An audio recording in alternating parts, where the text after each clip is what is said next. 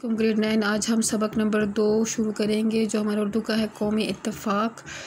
सबसे पहले हमने ये रीड आउट करना कि सबक की तदरीस के बाद आप इस काबिल हो जाएंगे कि इबारत पढ़कर बात के लब्बे लुबाब का पूरा इदराक कर सकें, यानी जो भी बात की गई है पैराग्राफ में उसका असल मतलब क्या था, यानी जो शॉर्ट मीनिंग होती है या उसका जो सिंपल मतलब है वो क्या है, क्या उसका मफ़हूम क्या है, ख़ास बात क्या है, उसको हम समझ सकेंगे। ख्वाह वो बात इशारतन हो या अहम नकात की सुनी अहम पॉइंट्स बना के सूरत बयान की गई हो तो हम उसको समझेंगे। मुरक्कब नाक़िस और मुरक्कब ताम में तफरीक कर सकेंगे। स्टूडेंट इसकी जो वाज़ेह डेफिनेशन है वो एंड पे इस चैप्टर के एंड पे दी हुई है। मुरक्कब नाक़िस कहते हैं जहाँ वो अल्फाज का ऐसा मजमूआ जिसमें बात पूरी तरह समझ में ना आए, और मुरक्कब ताम अल्फाज का वो मजमूआ होता है जिसमें बात पूरी तरह से समझ में आ जाए। किसी तहरीर या तकरीर का मरकज़ी ख़्याल मौजू अल्फाज में मुख्तसर तौर पर बयान कर सकें। अपने तजर्बे, मुशाहिदे और मुताले की रोशनी में मज़मून नवीसी की सिन्फ़ से आगाही हासिल कर सकें। मज़मून नवीसी का मतलब होता है मज़मून लिखने की जो सिन्फ़ है उसे हम जान सकेंगे। स्टूडेंट सबसे पहले कौमी इत्तेफाक का क्या मतलब है। कौमी इत्तेफाक का मतलब होता है कौम का एक होना, इत्तेहाद, यानी एक कौम से जितने भी ताल्लुक़ रखते हैं लोग वो सब मुत्तहिद हों, के बीच में इत्तेहाद पाया जाए। कौम का लफ्ज़ एक ऐसा लफ्ज़ है जिसके मानों पर किसी कदर गौर करना लाजिम है। ज़माना दराज से जिसकी इब्तदा तारीख़ी ज़माने से भी बाला तर है। ज़माना दराज का मतलब होता है तवील अरसे जिसकी इब्तदा यानी शुरुआत तारीख़ी ज़माने से भी बाला तर है, बढ़कर है। कौमों का शुमार किसी बुज़ुर्ग की नस्ल में होने या किसी मुल्क का बाशिंदा होने से होता है, यानी उससे पहले जो समझा जाता है वो क्या चीज़ था कि किसी बुज़ुर्ग की किसी ख़ास बुज़ुर्ग की नस्ल है या किसी मुल्क का बाशिंदा है तो उससे कौम कहा जाता था। हज़रत मोहम्मद सल्लल्लाहु अलैहि वसल्लम फ़दाओ बाबी अंत व उम्मी, इसका मतलब है कि मेरे वालिदैन भी इस पे कुर्बान, वसल्लम की ज़ात से मोहब्बत और अक़ीदत के तौर पर कहा जाता है। ने इस तफ़रक़ा यानी ये जो फ़र्क है तफ़रक़ा कौम का जो फ़र्क है जो सिर्फ़ दुनियावी एतबार से था मिटा दिया और एक रूहानी रिश्ता कौमी कायम किया जो एक हब्लुल मतीन। स्टूडेंट हब्लुल मतीन का मतलब होता है मज़बूत रस्सी, यानी एक वसीला। वसल्लम ने इस कौम रंग नस्ल का जो है तफरीक़े वो ख़त्म कर दी, बल्कि मुसलमानों को जितना भी कि वो अगर एक कलमा सब पढ़ते हैं तो वो हम क्या है यानी उसको एक कौम का लक़ब दिया कि वो एक कौम है। तो बज़ाहिर ज़ात पात का जो फ़र्क है उसको मिटा दिया गया। तो वो क्या है, ला इलाहा इल्लल्लाह मुहम्मद रसूलुल्लाह, यानी जो जिस कलमे के अंदर यानी जो भी साहिब ईमान है मुसलमान है वो और जहाँ कहीं भी रहता है दुनिया में वो सब हमारे भाई हैं, वो एक ही उम्मत से ताल्लुक़ रखते हैं, एक ही कौम से ताल्लुक़ रखते हैं।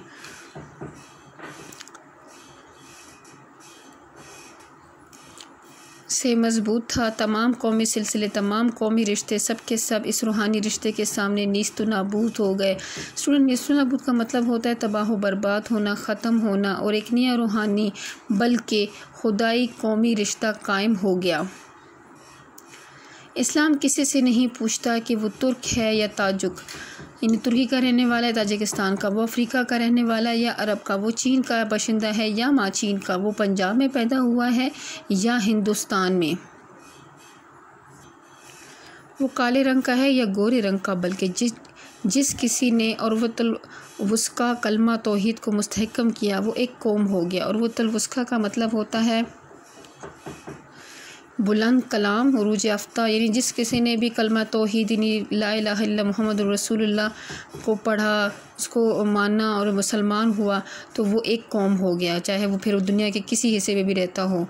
मुझे इस बात के देखने से निहायत अफसोस है कि हम सब आपस में भाई तो हैं मगर मिसले बरादरान यूसुफ़ के हैं।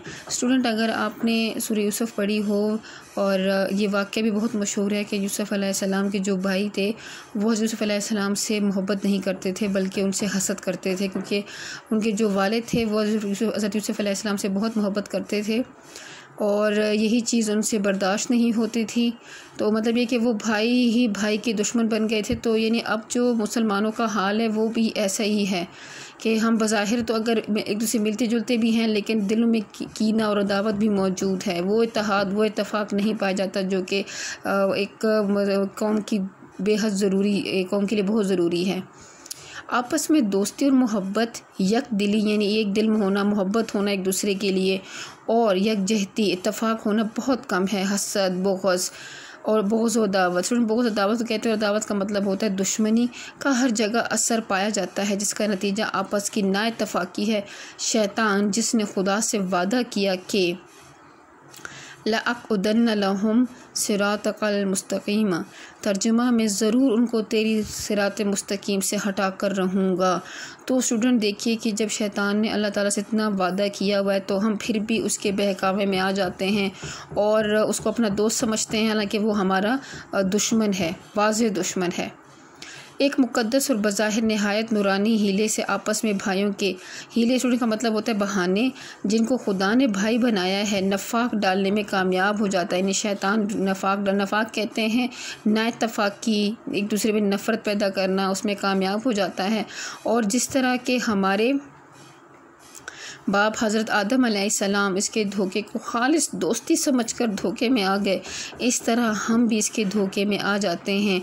और इस नफाक की जो हर हालत में मरदूद है, यानी जिस पर लानत है, इसकी बात मानना और या इससे इत्तेफाक रखना, शैतान की बात बेकामे में आना हर हालत में लानत के से बढ़कर है। तो एक मुक़द्दस लिबास पहनाते हैं और हम इसके धोखे में आ जाते हैं और हमको लग रहा है हम जो भी कर रहे हैं सही कर रहे हैं, उसके बेकामे में आके जो भी करते हैं वो सही करते हैं। बाई हिम्मा फ़रोई मसाइल में इख्तलाफ होने के सबब किसी तरह हमारी कौम ने इस हब्लुल मतीन की बंदिश को तोड़ा है।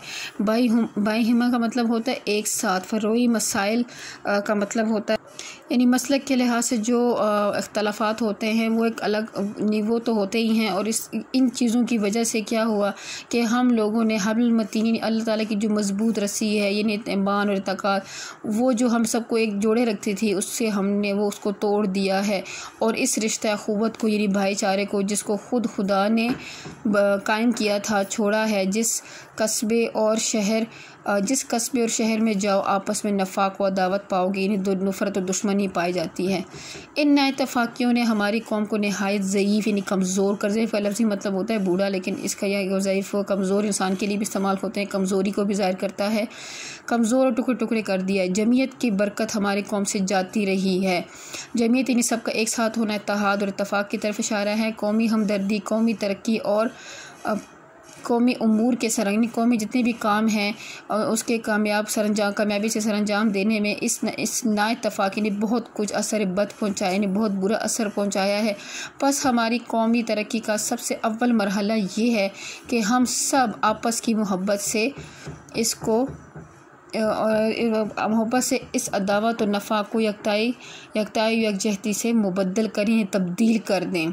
इन जितनी भी नाइत्तफ़ाक़ी है उसको कैसे तब्दील कर सकते, कि आपस की मोहब्बत ही इस अदावत और नफ़ाक़ को ख़त्म कर सकती है। तो वो क्या बताया, यकताई और यकजहती। स्टूडेंट ये भी एक अहम पॉइंट है, आप इसको नोट डाउन कीजिएगा, हाईलाइट भी कर सकते हैं। यकताई और यकजहती से मेरा मकसद ये नहीं है कि सब लोग अपने अपने अकायद को, यानी जो मज़हब है, जिस तरीक़ाकार को फॉलो करते हैं उसको छोड़कर एक अक़ीदे पर कायम हो जाएं। ये अमर तो कानून कुदरत के बरख़िलाफ़ है कि जो नहीं हो सकता, ना तो पहले कभी हुआ और ना आइंदा कभी होगा। ये सब एक ही मज़हब एक को नहीं फॉलो, एक अक़ीदे पे नहीं आ सकते। ज़माना कदीम में भी ऐसा कभी नहीं हुआ और ये फ़र्क क़यामत तक रहेगा भी। इत्तफ़ाक़ के कायम रखने की जिसकी हमको ज़रूरत है, एक और अक़ली और नकली राह है जिसकी पैरवी कौमी इत्तेहाद का ज़रिया हो सकती है। इंसान जब अपनी हस्ती पर नज़र डालेगा तो अपने में दो हिस्से पाएगा। एक हिस्सा यानी अपनी हिस्से में अपने ज़ात के अंदर जब वो देखेगा तो अपने दो हिस्से पाएगा, एक हिस्सा खुदा का और एक हिस्सा अपने अपनाए जिन्स का। यानी हज़रत आदम अलैहिस्सलाम के बेटे होने का, अपनाए का मतलब होता है बिन की जमा है और इसका मतलब होता है बेटा। इंसान का दिल या उसका इत्तेकाद, या मुख्तसर अल्फाज में यूँ कहूँ कि उसका मज़हब खुदा का हिस्सा है जिसमें दूसरा कोई शरीक नहीं। उसके अकायद की जो कुछ भलाई या बुराई हो, इसका मामला खुदा के साथ है। ना भाई इसमें शरीक है, ना बेटा, ना दोस्त, ना आशना इसमें कहते हैं दोस्त को जो जान पहचान रखता हो, और ना को कौम। बस हमको इस बात से जिसका असर हर एक की सिर्फ ज़ात तक महदूद है और हमसे कुछ ताल्लुक़ नहीं है, कुछ भी ताल्लुक़ रखना नहीं चाहिए। यानी ये वो चीज़ है, ये वो अमर है जो खुदा का हिस्सा है, उसमें हमने कोशिश करनी है कि उसमें किसी किस्म का शिर्क ना आने दें और उसी पे कायम रहें। कुछ भी ताल्लुक़ नहीं चाहिए हमको किसी शख्स से, जबकि वो खुदा और खुदा के रसूल सल्लल्लाहु अलैहि वसल्लम को बरहक जानता है, यानी अल्लाह ताला को मानता हो, वो भी मुसलमान हो। किसी किस्म की अदावत और मुखालफत रखनी नहीं चाहिए, उसे भी नफ़रत नहीं करनी चाहिए, बल्कि उसको भी भाई और कलमे का शरीक समझना और उस अखुवत को जिसको खुदा ने कायम किया है कायम रखना। अखुवत सुन कहते हैं भाईचारे को। नहायत अफसोस और नादानी की बात है कि हम किसी ऐसे अमर में अदावत रखें, यानी किसी ऐसे काम में, किसी ऐसी बात में अदावत रखें, नफ़रत रखें जिसका असर ख़ुद उस तक ही महदूद है और हमको उससे कुछ भी ज़रूर नुकसान नहीं। जो हिस्सा के इंसान के इसके अपनाए जिन्स का है, इंसान का बेटा होने का है, इंसान होने का है, इससे हमको गर्ज रखनी चाहिए और वो हिस्सा आपस की मोहब्बत, बाहमी दोस्ती। इस हिस्से का जो दूसरा हिस्सा उसकी वजाहत यहाँ से क्लियर दी हुई है, तो आप इसको यहाँ से अच्छे से समझ सकते हैं। आपस की मोहब्बत, बाहमी दोस्ती, दूसरे से मोहब्बत रखना, दोस्ती रखना, एक दूसरे की आनत मदद करना, हमदर्दी रखना एक दूसरे के साथ। एक दूसरे की हमदर्दी है जिसके मजमूए का नाम कौमी हमदर्दी है। यही एक तरीका है जिससे खुदा के हुक्म की भी अतात और आपस में बरादराना बर्ताव, यानी एक दूसरे से भाईचारे का जो सलूक है वो रखा जा सकता है। कौमी इत्तफाक, कौमी हमदर्दी कायम हो सकती है, जो कौमी तरक्की के लिए पहली मंजिल है। तो स्टूडेंट, यहाँ तक आज हमने रीडिंग कर ली। इससे आगे रीडिंग हम नेक्स्ट वीडियो में करेंगे। अभी मैं आपको अल्फाज मानी के साथ पेज शेयर करूँगी, फिर आप इसे मानी नोट डाउन कर लीजिएगा। ये सबक नंबर 2 कौमी इत्तफाक और सिन्फ़ के लिहाज से ये मज़मून है और मुसन्निफ़ इस सबक के जो हैं वो सर सैयद अहमद ख़ान हैं। स्टूडेंट, ये अल्फाज मानी मैंने लिखे हुए हैं, आप भी अच्छे से देख लीजिएगा, ठीक है।